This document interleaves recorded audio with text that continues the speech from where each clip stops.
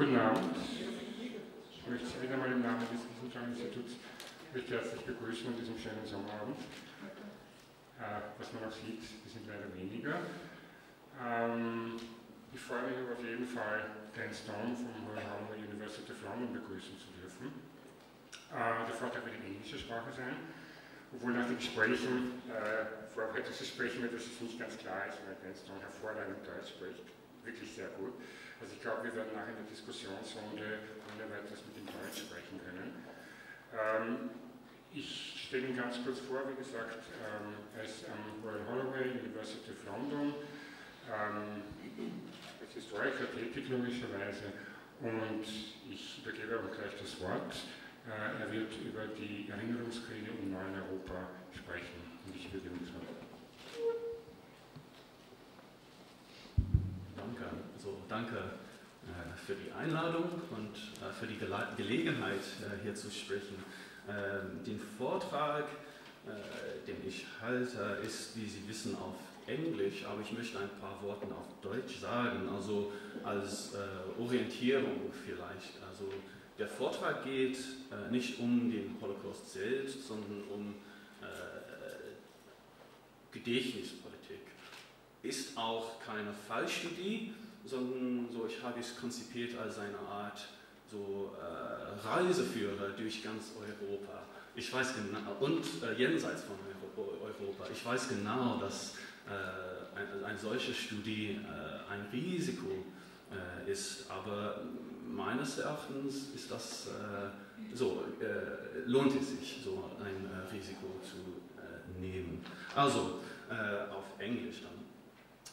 70 years since the start of World War II, revisionists across Europe are arguing that Stalin was as much to blame for starting the war as Hitler. No historical fact, it seems, not even the one that every school pupil knows, that Hitler was responsible for the war, is any longer secure. At the same time, the British Conservative Party, the party of Churchill, has aligned itself in the European Parliament with a far-right grouping, the European Conservatives and Reformists group, which includes the Latvian Fatherland and Freedom Party and the Polish Law and Justice Party, whose former spokesman, Michał Kamiński, appealing to the old canard of Judeo-Bolshevism, Żydokomuna, explains the murder of the Jews in Jedwabne in 1941 with reference to the crimes supposedly committed by Jews during the period of Bolshevik rule in eastern Poland. As Adam Chemiński rightly says, the Second World War is still being fought, and, we might add, more intensively today than at any point in the last 7 decades. Today, the study of memory has become so all-pervasive that it's hard even to keep up with the review articles on the subject. Yet as the above example shows, and there are more every day, the study of memory is no idle academic pursuit, but goes to the heart of contemporary understandings of the past, and thus of attitudes towards the present and the future. Forgetting is as important here as remembering. In the case of communism and Nazism, for example, some participants in recent memory politics debates seem to have forgotten, or want to forget, that if liberal democracy defeated communism in 1989, that defeat was only possible because communism had defeated Nazism in World War II. There is certainly a tendency in Russia and elsewhere to whitewash Stalin's crimes, but correcting that pernicious line need not come at the expense of the victims of fascism and Nazism. Indeed, the Russian defense literature of Stalin indicates that scholars who insist on the long-term and rather ironic resonance of communist structures of thought on post-communist Russian nationalism are right. For a decade of post-communist history in Eastern Europe suggests that communist regimes did successfully indoctrinate several generations of their citizens with respect to certain key events, most notably World War II and the Holocaust. In this lecture, I'm not going to present a methodological explication of memory studies. Rather, I'm simply going to take a broad definition of collective memory, seeing it with Alon Confino as a set of representations of the past that are constructed by a given social group, be it a nation, a family, a religious community or other, through a process of invention, appropriation, and selection, and that have bearings on relationships of power within society. This is a capacious definition, I know, but it's useful to us here because the topic deals with more than just visual or material lieux de mémoire. It also explores contemporary power struggles over these representations, and it thus emphasises the element of selection. What is important is not just what is remembered, but what is omitted, distorted, falsified, or forgotten in the service of the present, and the process by which certain narratives of the past, or the past in inverted commas, come to prominence over others. Thus, memory here refers not only to the academic study of memory, although this lecture is anchored in that literature, but primarily to the various manifestations of memory politics that have characterised Europe since the end of the Cold War. That is, the contested accounts of the past that have given rise to controversies and debates in the public sphere. Far from signalling the end of history, the end of the Cold War gave rise to a new world disorder. This lecture will show that struggles over memory, in particular over the memory of World War II and the Holocaust, lay, as they still lie, at the forefront of this process. In fact, rather than 1989 signalling the end of the long Second World War, actually, the further from the post-war years we get, the more vigorously the memory of the war is being fought over. The significance of memory, both individual and collective, is that it mediates between past and future. Memory, as Hannah Arendt explained, resides between the no more and the not yet, in the space of the timeless present. She writes that it is the function of memory to present, to make present, the past, and deprive the past of its definitely bygone character. Memory undoes the past. The result is that memory transforms the past into a future possibility.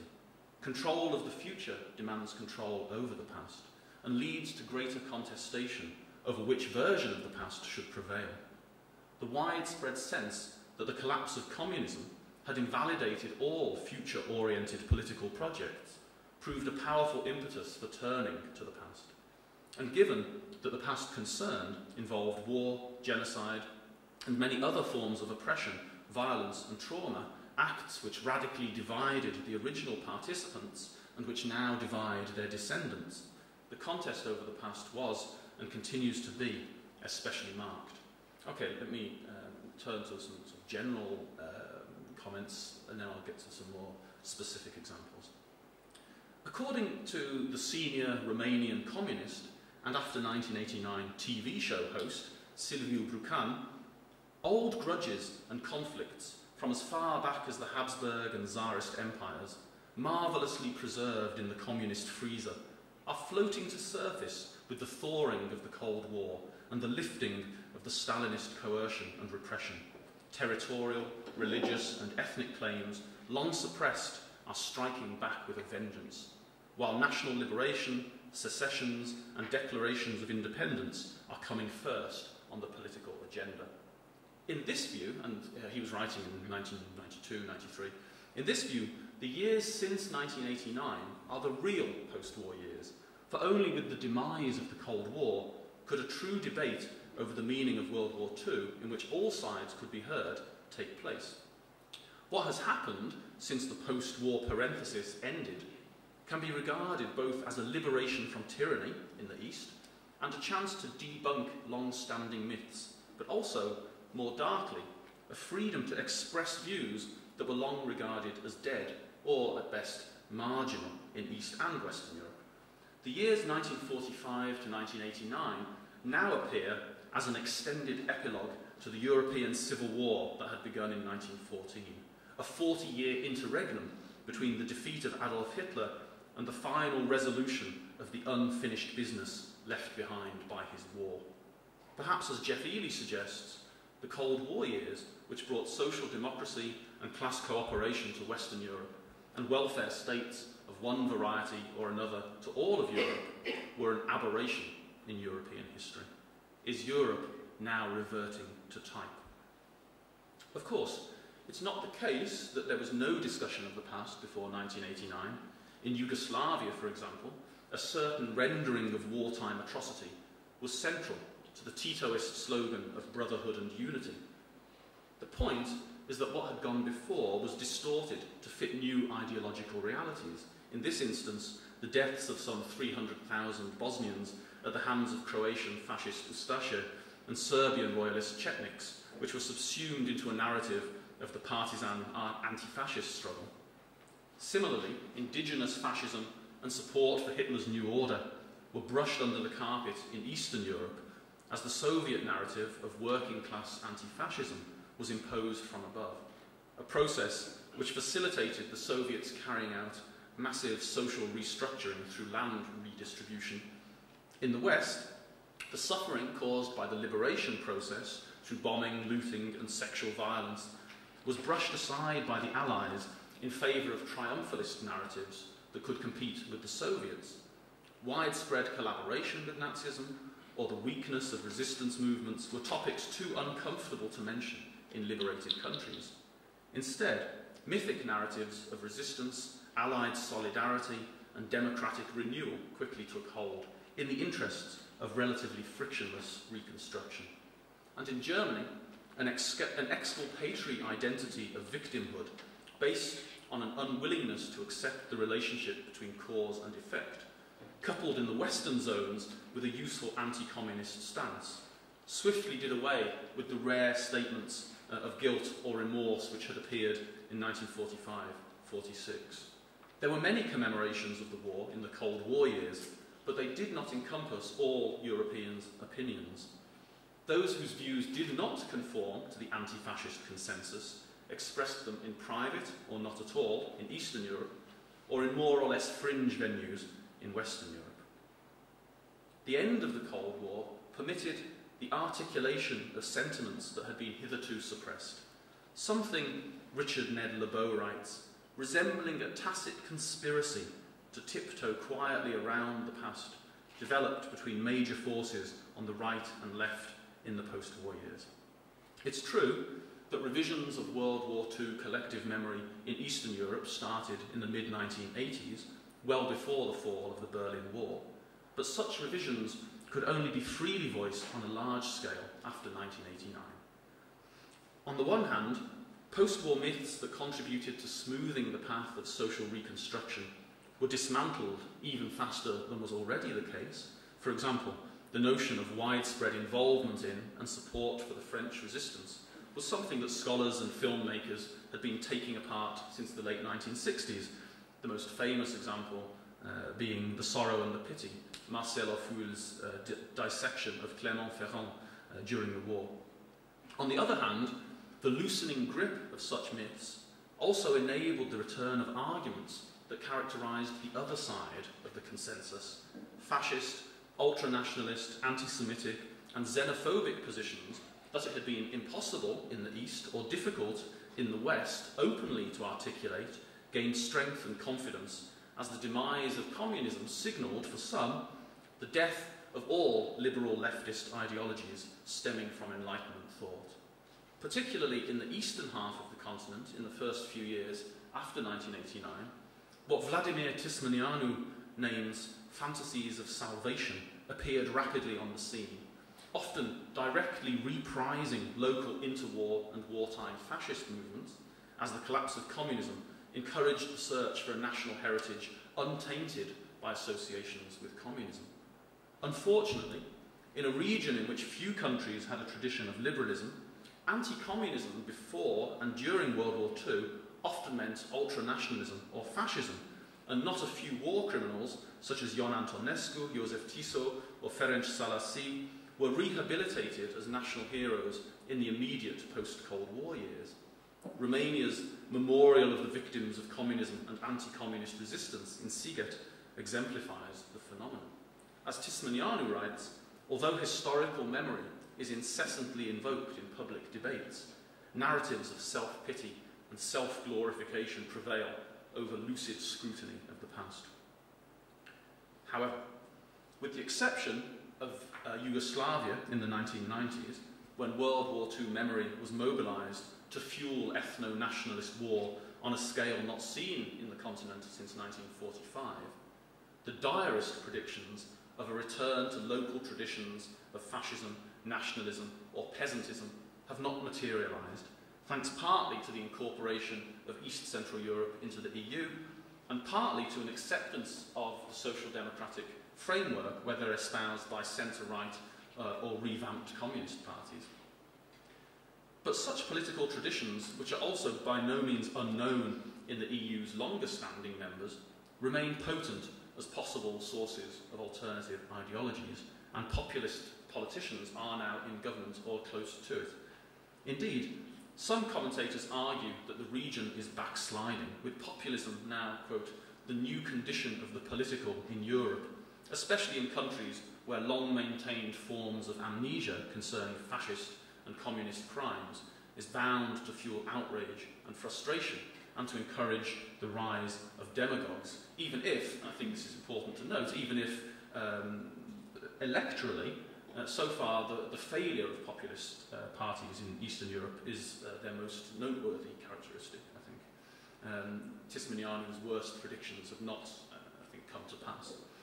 In Western Europe, the demise of the anti-fascist consensus that dominated post-war politics after 1945, whether social or Christian Democrats were in power, started to crack, as confusion over the meaning of left and right took hold. The ensuing vacuum in political theory was exacerbated by such phenomena as globalization and the rise of the unregulated global market, and after 11th of September 2001, the so-called War on Terror. In contemporary Europe, far-right politicians clearly share a heritage with classic fascism, but advance their populist agenda on the basis of more topical fears of Muslims, financial crisis, immigration, and the threat supposedly posed to local indigenous populations by these ideological, economic, and population movements. Okay, so that's by way of a kind of framework for what follows. And in the rest, or in the next section, I want to focus on how the memory boom since the end of the Cold War, and especially in the new millennium, reflects and brings about new challenges to European identity and politics.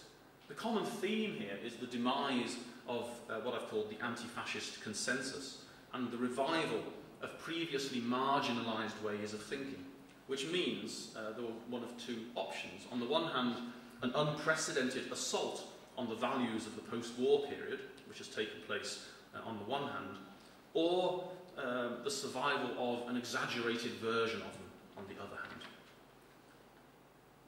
Nothing illustrates the first effect, the collapse of the post-war consensus, better than the creation of the so-called Second Republic in Italy after 1994. After 1944, post-war Italy, following the general trend in Western Europe, was stabilised with the aid of the founding myth of the country as a nation of anti-fascists. The result, according to Renzo De Felice, was to obscure the actual history of fascism and the war, and to allow many decidedly undemocratic political elements, fascists and communists, to hide behind the mask of Italy's so-called anti-fascist republic. Although historians had debated the role played by fascism and anti-fascism before the end of the Cold War, the collapse of communism and the birth of the Second Republic sundered Italy's post-war mythic narrative and opened up an uneasy space for multiple competing versions of the past. Within a very short space of time, so-called neo-fascists, led by Gianfranco Fini, found their way into Berlusconi's government. Although the party changed its name from the fascist-connoted Movimento Sociale Italiano to the Alleanza Nazionale, its message was the revisionist one that all sides had been victims in the war, that Italy had overcome the divisions of the past, and that the Italian people were all post-fascists now. In one of the most striking examples, the Risiera di San Saba in Trieste, Italy's most notorious concentration camp during World War II, has become the focus of a vigorous struggle over wartime memory, a struggle which has seen the so-called Foibe, the murder by Yugoslav partisans of Italian soldiers and civilians in 1943 and 1945, set alongside the Holocaust, thus driving revisionist claims by instrumentalizing Holocaust victims' experiences. In fact, this drive to moral equivalence actually perpetuates, as Ruth Ben-Ghiat notes, black holes in memory, with very little discussion taking place about Italian atrocities in the Balkans or colonial territories, Italian concentration camps, or Jewish forced labour in Italian cities and countryside. The same phenomenon is observable in states which were victims of Nazi aggression, but in which collaboration played a significant role. So in the Netherlands, for example, the 1940s and 1950s saw a kind of truce. Ido de Haan calls it a shifting political compromise between silence and speaking out, over the question of who had suffered more, those deported to Germany as forced labourers, Jews deported to concentration and death camps, or those who had endured the hunger winter of 1944-45. Although Jewish victims made up about half of all Dutch wartime deaths, their experiences were subsumed into a narrative of national heroism that animated the post-war reconstruction.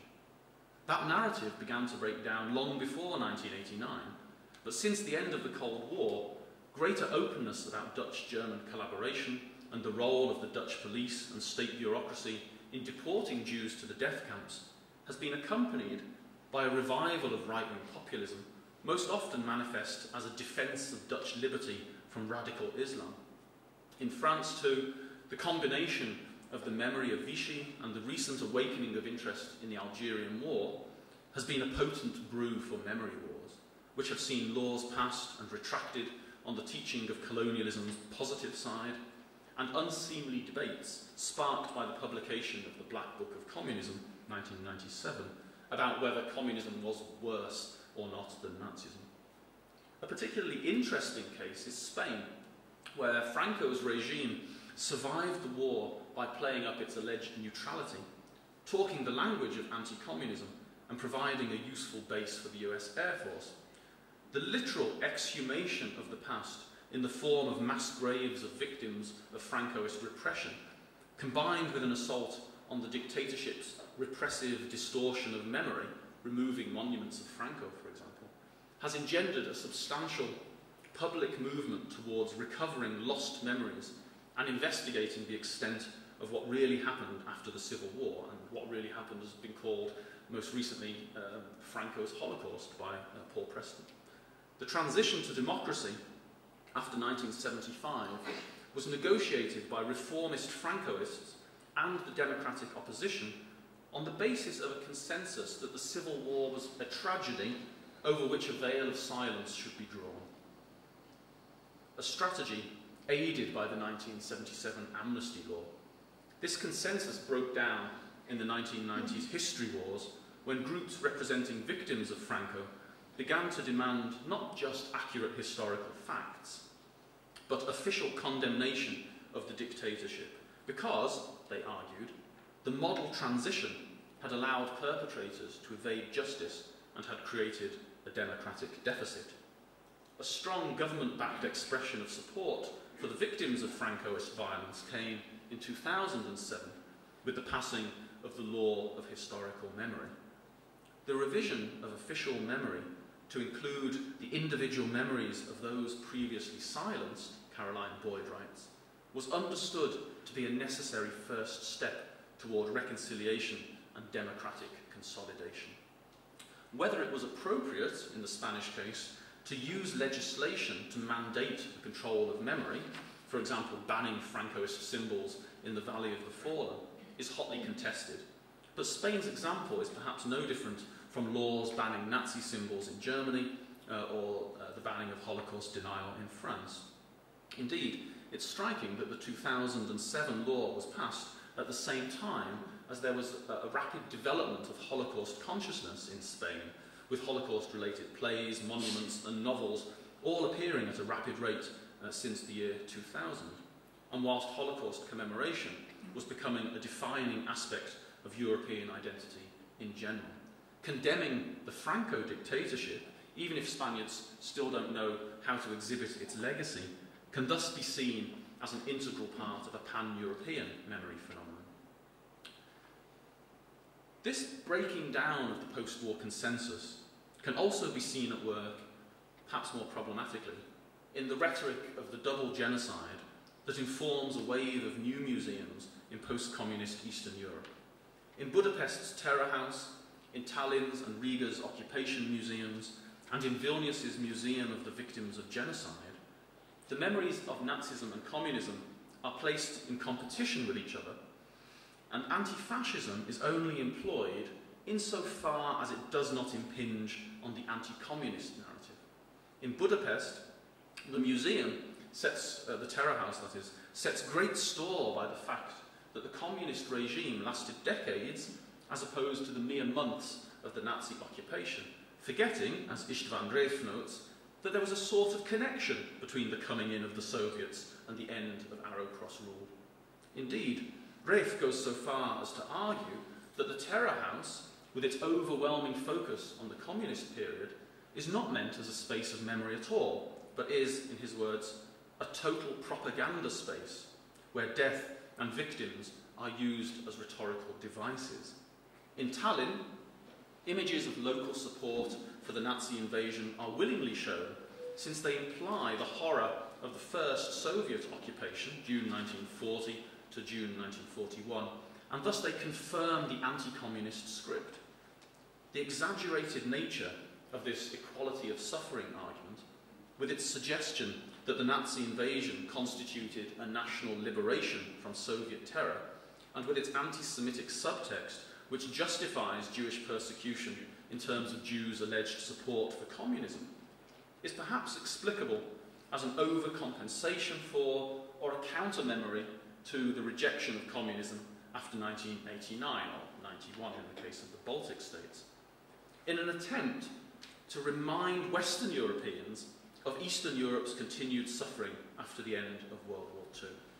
Historical revisionism, as Robert Ventresca observes, can be used to open the door to a kind of moral relativism vis-à-vis contemporary judgments of fascism and anti-fascism. But it also reveals how what is aptly called geopolitical vertigo informs the ambivalent relationship of Eastern European states with Western European narratives of the good war. So the memory of World War II is employed both to challenge smug Western European accounts, but also to assure core Europe of Eastern European commitment to a shared definition of Europe. That's the first example, the breaking down of the anti-fascist consensus. Apart from that possibility, the second process, the caricatured afterlife of post-war values, is best shown by one good example, really, and that's the role played by the Great Patriotic War in Russia. Since the Russian master narrative of the war has been subjected to tendentious revisionism in the Baltic states and other former parts of the Soviet Union, it should come as no surprise that in Russia itself, under Putin and his successors, the cult of the Great Patriotic War has been revived. Indeed, as Martin Evans writes, the more Russia's loss of superpower status became apparent, the more the defeat of fascism has been held up as a source of national pride that transcends the end of the USSR. I guess the best comparison is Britain as well, but I'll come to that. It is noteworthy that the Central Museum of the Great Patriotic War in Moscow's Victory Park was not opened until after the collapse of the Soviet Union in 1995, even though the decision to build a museum on the site had been taken as early as 1942, and that a museum to commemorate the siege of Leningrad was built in 1989 on the same site as the original museum constructed during the siege itself, and which closed in 1953. In other words, there's a return of memory here. Post-communist Russian governments want to bask in the glow that the memory of the war emits, for it's one of the few sources of continuity and popular legitimacy in a country that has always been synonymous with its empire and is therefore still grappling with its national identity. So, dissenters, such as the Belarusian writer Ales Adamovich, believe that the overburdened term Great Patriotic War should be dropped in favour of the war with Hitler. And Viktor Suvorov scurrilously, though understandably in the context of the breakup of the USSR, argued that Stalin had supported Nazi Germany from the outset because he believed that Hitler would unleash a destructive war that would act as a kind of icebreaker for revolution in Europe, or rather, I think, exaggerated case. It's something, if it is also something of an exaggeration to argue, as some do, that debates about the past contributed to the collapse of the Soviet Union, Ilya Prizel is nevertheless correct to state that contemporary Russia has not yet arrived at a consensus about its past, and thus is forced to contend with conflicting and contradictory visions of its future. Prizel's point is apparent, for example, in continued denials of the existence of the secret clauses in the Molotov-Ribbentrop Pact. These specific examples could easily be multiplied. What is striking is that the Holocaust, which in Tony Judd's felicitous phrase has been made the entry ticket to contemporary Europe, has been the subject of historical commissions across Europe, and since the Stockholm Forum of the year 2000 has been enshrined in official European collective memory. Questions of compensation for slave labour and the restitution of stolen property and land, topics which were impossible to discuss under communism, have become burning issues. At the same time, most Eastern European countries have conducted commissions into the experience of communism. These two sets of commissions have been conducted with remarkable scholarly dispassion and expertise, and even in the most difficult cases, such as Romania, with its history of ethno-nationalism and a communist regime akin to a form of totalitarianism cum sultanism, or as it's been called, socialism in one family, these commissions have still provided judicious and impartial models for examining difficult pasts, and whether any ordinary Romanians have read Tismaneanu's report, I don't know, but it's, I think, a model of impartial scholarship.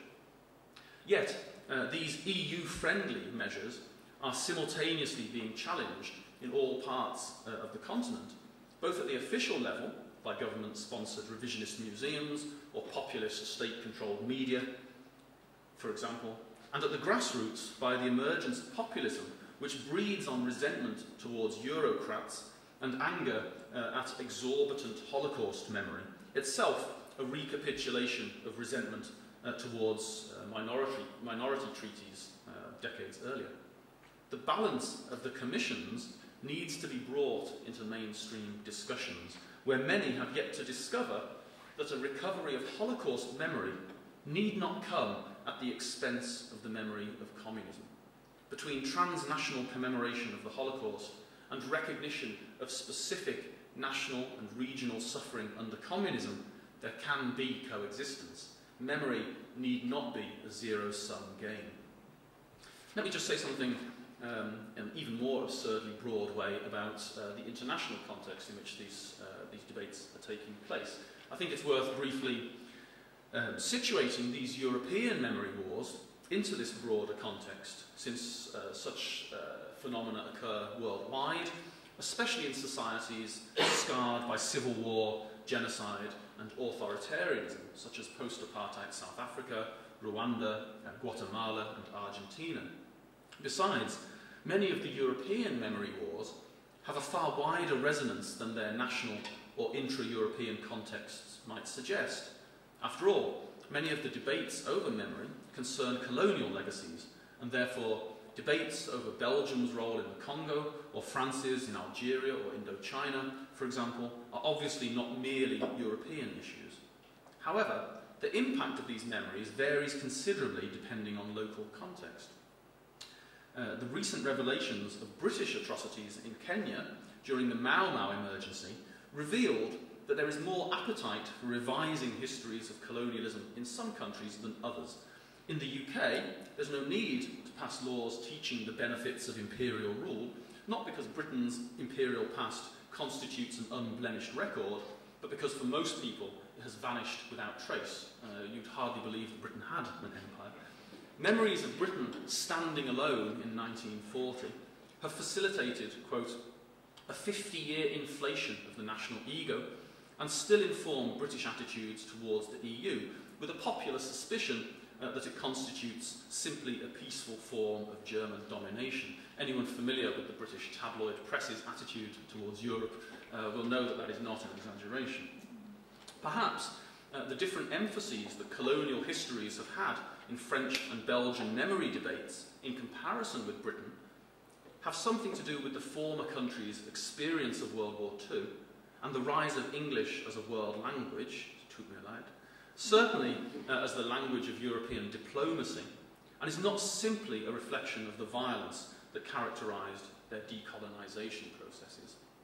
Once again, it's obvious that World War II is central to these debates, since it really was a world war in a way that even the Great War was not. Its effects are being debated more than ever across the world, now that the Cold War lenses have been removed. Issues of race, for example, or American awareness of the Soviet war effort have recently come to the fore. However, memory wars taking place outside of the European public sphere have tended to be focused less on World War II than on post-war phenomena such as apartheid, the putting down of anti-colonial resistance movements, and national traumas such as the case of the disappeared in Argentina or the stolen children in Australia.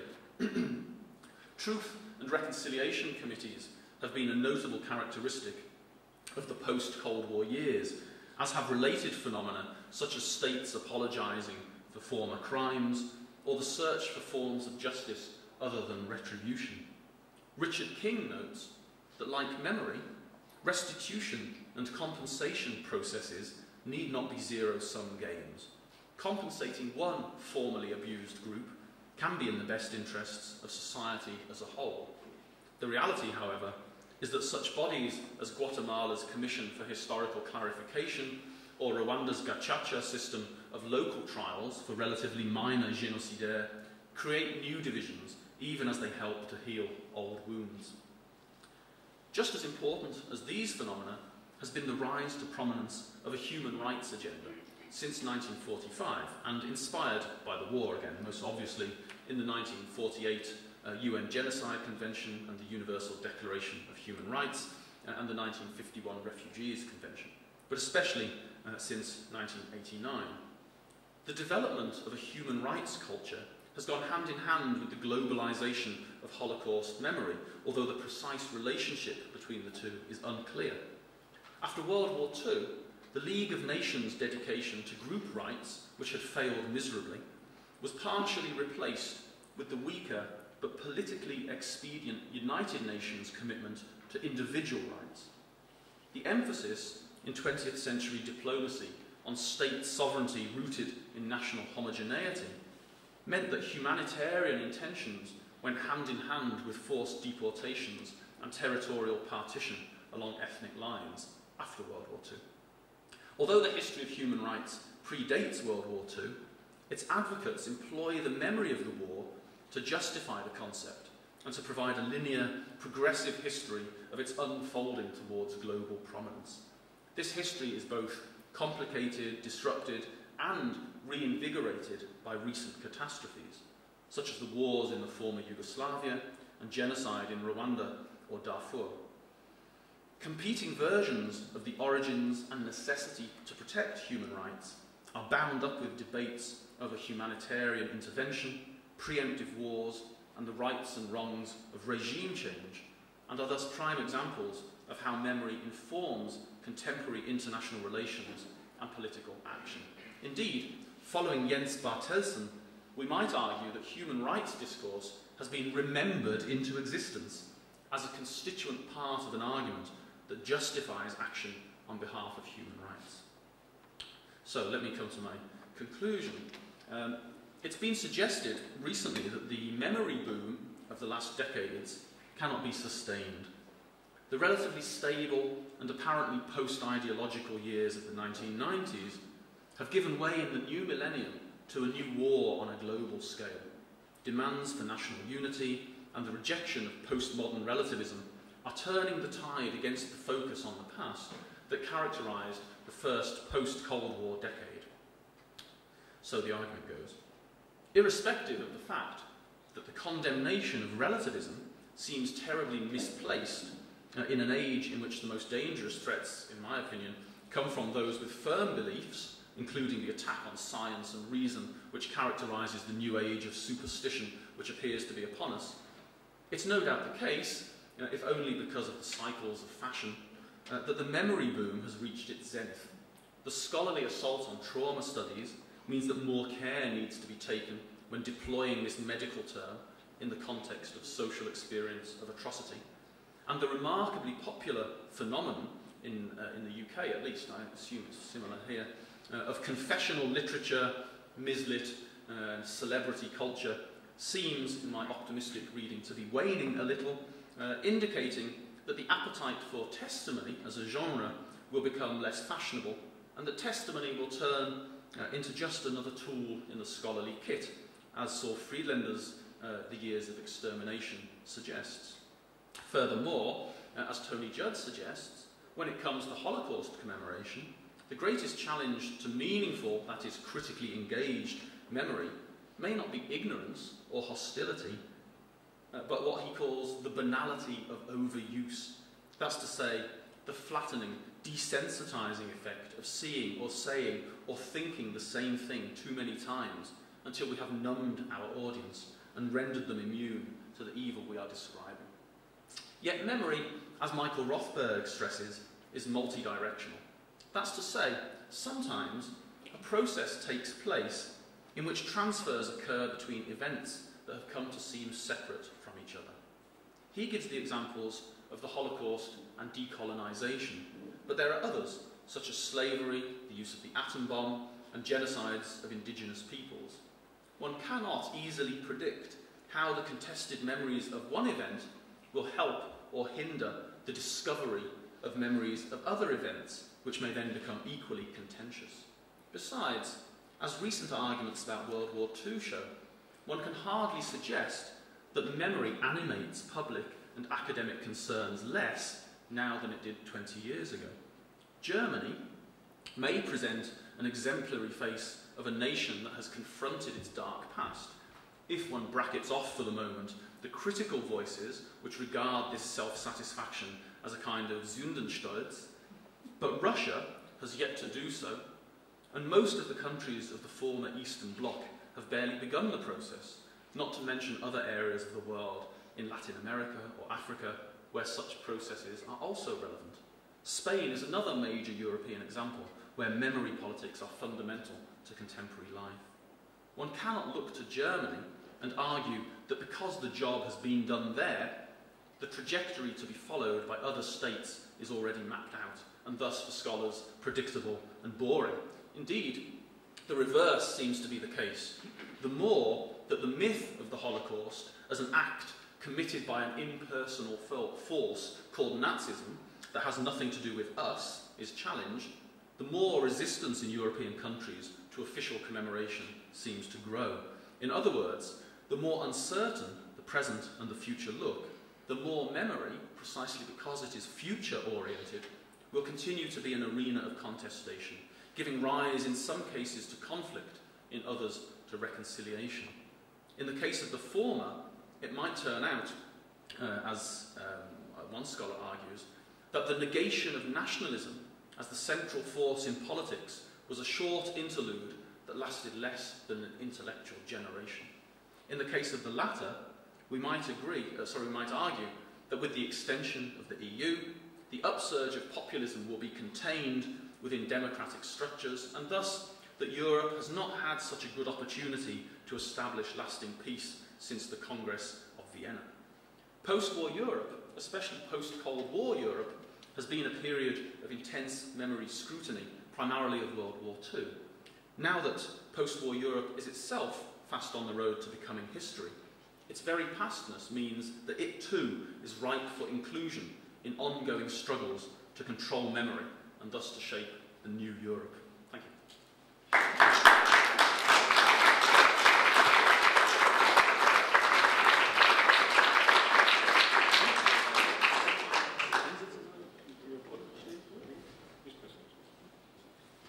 Vielen Dank. Und jetzt bitte ich Diskussionsbeiträge. Es geht auch auf Deutsch. I'd rather speak English because I am. What worries me, I've had a lot to do with Romania from a caritative point of view. Sorry, say that again. I said I've had a lot to do with Romania, for example, from a caritative point of view. What worries me about the present period is that we have the totalitarianism of a dictatorship that we had under Uncle Adolf, and we have again in very many countries this durchorganisierte Infrastruktur. And human rights, of course, is a very, very important foundation stone, but it's much weaker than the devil's sins of dictatorship, totalitarianism, and organising the poor, simple idiot who's got nothing to live on, and the boss comes and says, let's take your 12-year-old daughter to the Wiener Gürtel, she's a prostitute, he cashes the money she gets. This is the kind of problem that I think, as a music historian, that we have today. How is the AU, how are the human rights, Amnesty International and so on, going to fight against this devil's sin of totalitarianism? As you say, I mean, this has to do with large infrastructural frameworks. What else can I say? The EU and other bodies have to do their bit to rein in bandit capitalism and make sure that the democratic structures that exist are more than just structures, that they're actually filled with something. What about filling it with consciousness? Yeah, of course. But we're talking largely, in the Romanian case, for example, you're talking about a country that has very little experience of or traditions of liberal democracy, just albeit, between the wars there was officially a constitution modelled on France and there were elections, but nevertheless, a country of 80% illiteracy and so on was not a model of modern liberal democracy. It's an interesting problem because I think the incorporation, the expansion of the EU has been both the cause of these problems and a way of reining them in. So, for example, the rise of populism in, obviously, it's difficult to make this case in Romania, which has only been a member of the EU for a few years, but in Hungary, for example, the rise of populism is, I think, partly a response to membership of the EU, but that membership of the EU is also partly responsible for keeping it in check. So the EU is in reality a fairly limited structure. The number of people who work for it and what it can do in terms of legislation and so on is limited. But it takes time. A lot of what I said, a lot of the quotations from Tismanianu and others stem from the early 1990s when there were all sorts of apocalyptic predictions about the rise of fascism in Eastern Europe, none of which have come to pass. Which doesn't mean that they can't, or that we don't have to think about it. But I think, over time, hopefully, things might change. But it depends, you see, what the question here is not so much about Eastern Europe, but Western Europe. If Austria and Denmark and the Netherlands and France set the pace by voting largely for populist parties, then why shouldn't the Eastern European countries? This is not about kind of backward Eastern Europeans not knowing how to think. This is a European-wide phenomenon.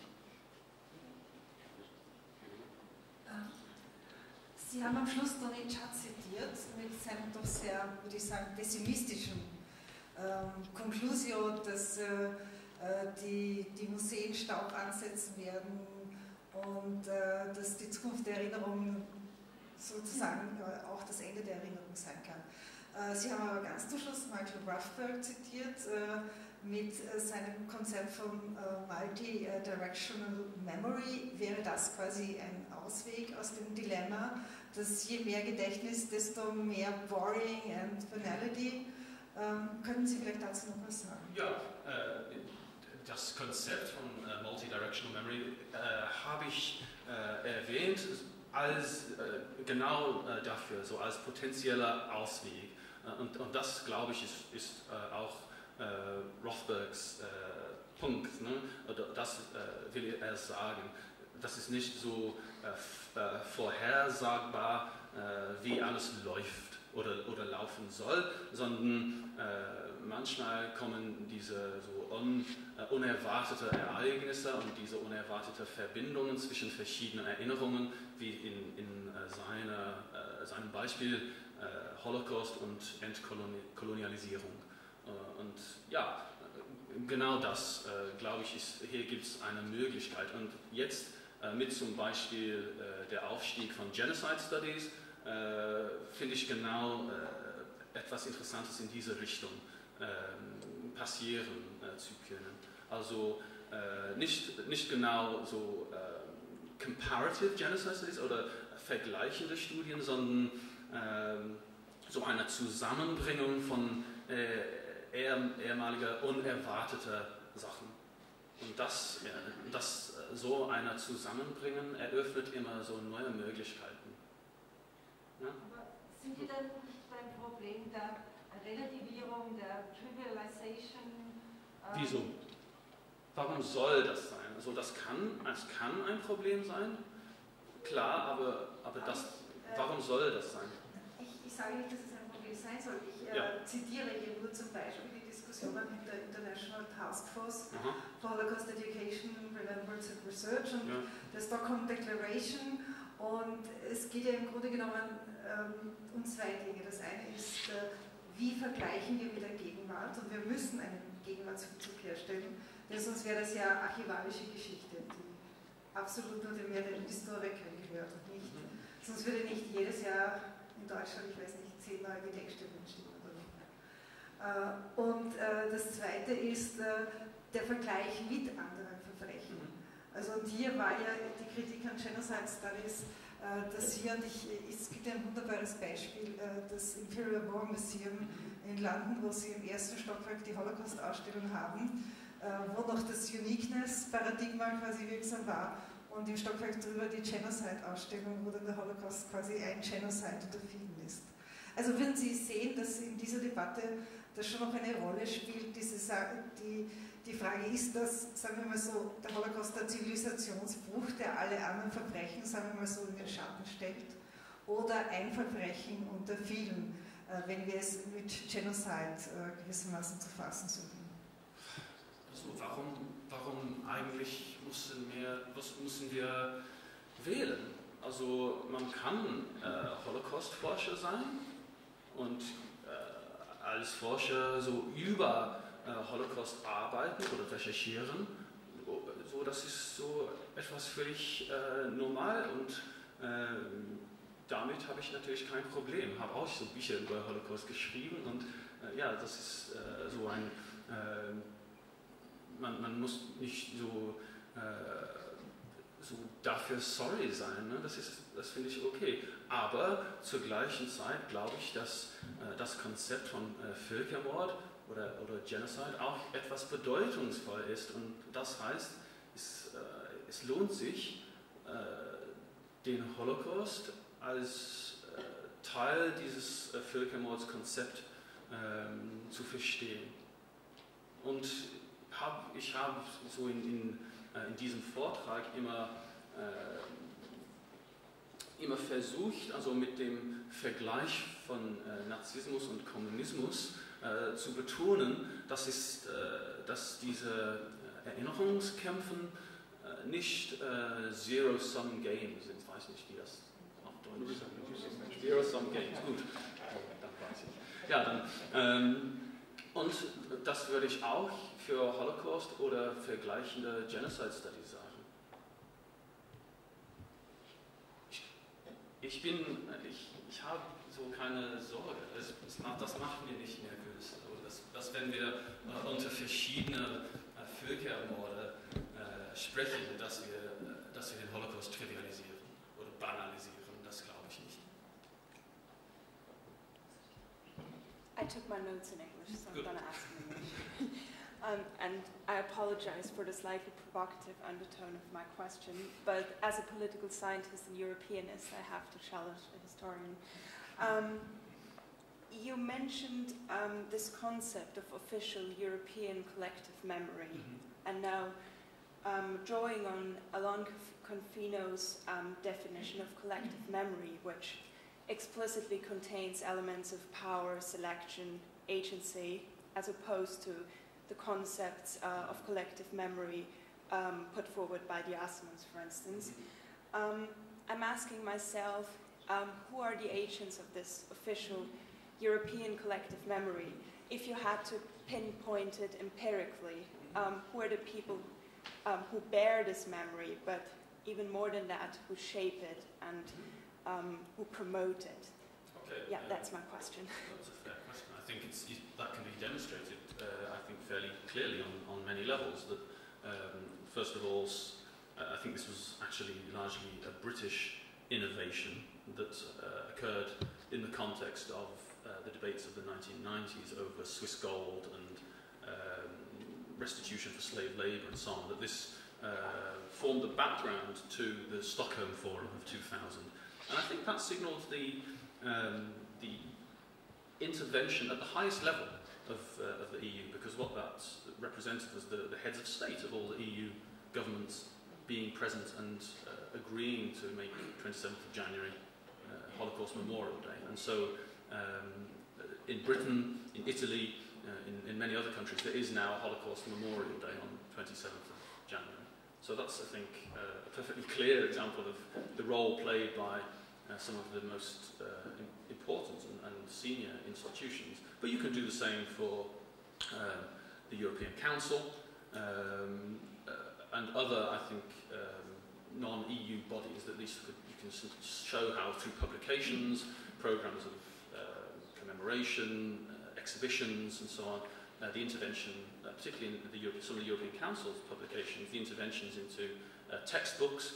This is ongoing. The Institute of Education in London currently has a programme funded by, or partly funded by the UK government, into Holocaust education in the UK, in an attempt to make British teachers better equipped to teach the Holocaust effectively and confidently. And so I think it would be quite easy to demonstrate actually government-led intervention in many cases. Is that a satisfactory answer? Or? Not quite, actually, but where will you draw the line between policies and political action and politics of remembrance, if you will, and collective memory, which is something that somewhat goes beyond publishing textbooks or organising seminars or all the activities by the Council? Well, it's one aspect of it. That's collective memory in the sense of the attempt to organise collective memory from above. Whereas obviously in Confino or the Assmans or whoever, collective memory also involves a kind of grassroots from below understanding of memory. And I guess there, of course, it gets harder to study. And you can look at, for example, the responses to Holocaust Memorial Day, which in the British case at least would indicate to me that not that many people are very interested, that schools and so on get involved and put on particular performances and so on because they're expected to do so and so on. But I don't think many people in the broader public actually tune in to watch many of these things, though some do. Or you could look, for example, at, let's say, a better case might be the visitor book to the Imperial War Museum, which has already been mentioned, and look at what people make of the Holocaust exhibition there. So I would completely agree with you that I'm not trying to equate collective memory with what's being done by politicians, but that is, I think, one important indicator of a change in conscience. The fact that European politicians are doing this in a way that they weren't doing it in previous decades, I think, tells us something, if not everything. Eine Verständnisfrage noch auch zu Ihrem Vortrag, zwei Fragen einfach. Ich habe das jetzt so verstanden, dass Sie die These vertreten, dass nach 1945 sowohl in Westeuropa als auch in Osteuropa so eine Art Gefriertruhe gekommen ist, wo die unmittelbare Vergangenheit der Zweiten Weltkrieg nicht aufgearbeitet werden konnte oder in ganz gewisse Bahnen gelenkt worden ist. Und meine Frage ist, es gibt diesen Unterschied doch, diesen kleinen für mich, zwischen Westeuropa, wo es doch möglich war, und nicht unbedingt dieses Umdenken meiner Ansicht nach nicht mit 1989 kommt, sondern einfach früher schon kommt. Also nicht unbedingt mit der Wende kommt. In Osteuropa ist es tatsächlich anders. Und die zweite Frage wäre, Entschuldigung, das ist so, ich glaube, es gibt in Ihrem Vortrag immer wieder so eine Anspielung auf diese Transnationalisierung des europäischen Gedächtnisses und so weiter. Und gleichzeitig gibt es aber immer auch sehr stark nationale Beispiele. Also das ist wo es für mich einen Widerspruch gegeben hat, wo ich nicht so genau verstanden habe. Es kommt das spanische Beispiel, das sehr national ist. Es kommt zum Beispiel dieses wunderschöne englische Beispiel, wo Sie sagen, die Engländer brauchen das gar nicht mit der Dekolonialisierung, weil sie erinnern sich nicht mehr, dass sie ein Empire gehabt haben. Und ich kenne so ein Gegenbeispiel, das ist Ungarn, das sozusagen im Moment der kollektiven Erinnerung sein ehemaliges Reich abfeiert. Also Sie können, wenn Sie nach Ungarn kommen, dann sehen Sie immer Groß-Ungarn irgendwo herumpicken. Und wie, das ist für mich dann auch immer so eine sehr entscheidend, wie kann sich ein nationales Medium einerseits das so vergessen, dass es einfach einerlei wird, um ein Empire gehabt hat, und gleichzeitig also einen nationalen Raum geben, wo das so überhaupt auf einmal so auf einmal da ist, präsent ist. Und das wäre die Frage, wie Transnationalisierung und National, Entschuldigung. Ja, schwierige Fragen. Und ja, wenn ich die richtig verstanden habe, also dann will ich zu der ersten Frage sagen, ja, wie ich gesagt habe, also war die Zusammensetzung mit der Vergangenheit, also ist diese Zusammensetzung früher passiert in Westeuropa als in Osteuropa. So, das ist klar. Aber es gibt so viele Beispiele dafür, also das schreckliche Mädchen, das Chagrin, le Pitié und so weiter und so fort. Aber ich glaube noch, dass mein Konzept eines antifaschistischen Konsens, obwohl das klingt ziemlich komisch im westeuropäischen Kontext, doch so stark bleibt. Und das so, weil, obwohl theoretisch könnte man so alles sagen in den 60er oder 70er Jahren, so in Aktualität war das nicht genauso. Und man würde nicht so in Gefängnis hingeworfen sein, also, aber, oder nur selten, wie im Osten, aber erst nach 1989 könnte man also in einem breiten Publikum viele Sachen sagen, so dass vorher man nur in bestimmten Kreisen sagen hätten dürfen. Ne? Also das oder nicht. Ne? Und Wirtshaustisch habe ich gesagt. Ja, also dann das ist für mich das Unterschied. Aber sonst, ja, es ist überhaupt nicht meine Absicht, so eine starke Trennung zwischen Westeuropa und Osteuropa zu machen.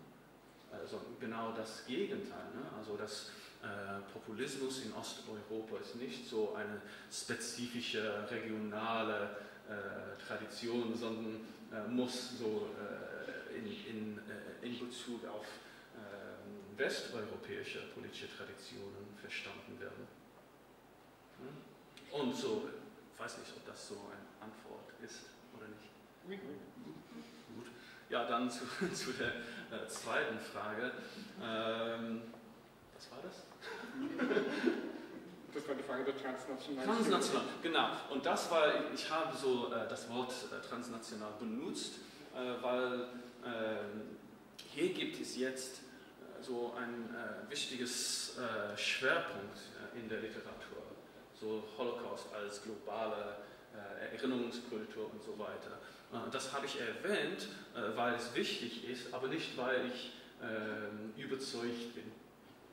Ich glaube, dass obwohl diese Akteure wie die EU und anderen so als die Initiativen also geschöpft worden sind als transnational, also ihre Verwirklichung muss noch so in dem nationalen Kontext geschehen. Deswegen glaube ich, Sie haben recht, so dass das nationale Kontext bleibt immer das Wichtigste. Ich glaube, dass das Konzept von transnationaler Erinnerung so ziemlich überschätzt worden ist.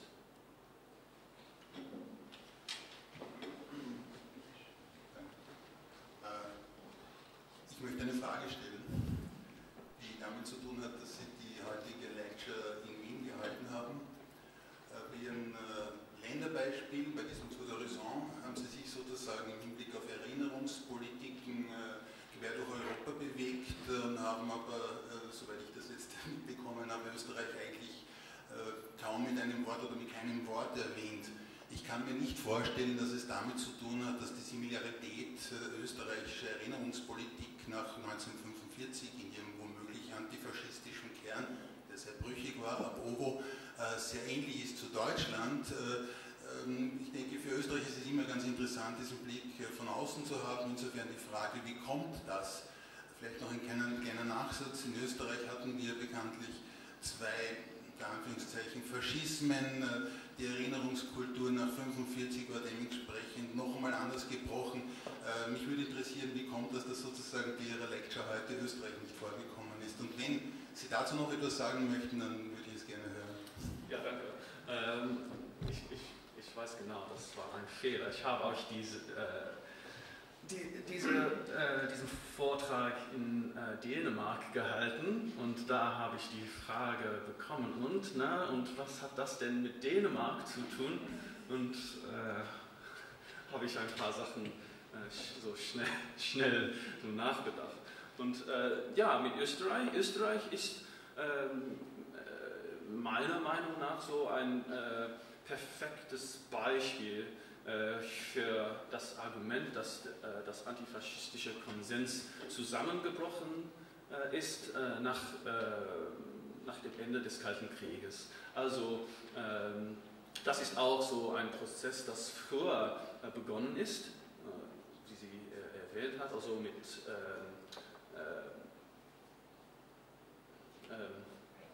bitte? Nee, früher. Mann. Ja? Waldheim, genau. Danke.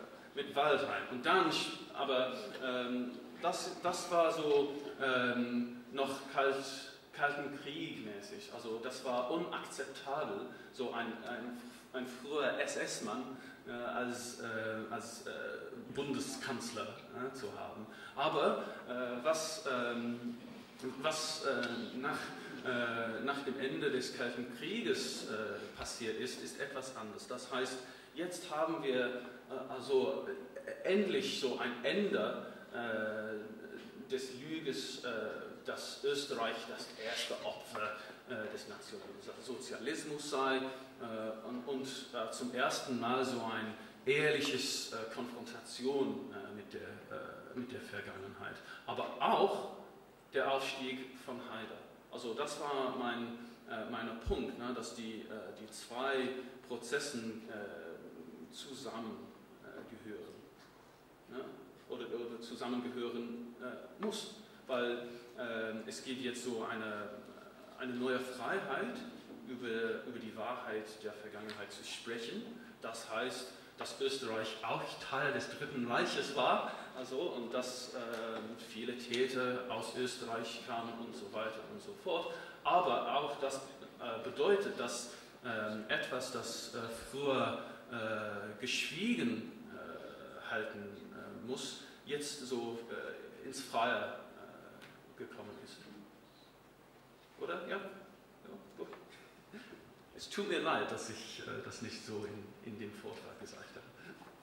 Darüber könnte man lange sprechen, aber... Ja, später. Das ist nur das Pferd vom Waldheim beim Israel. That's the Austrian memory.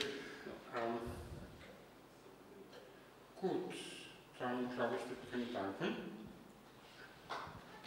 Nochmal vielen Dank.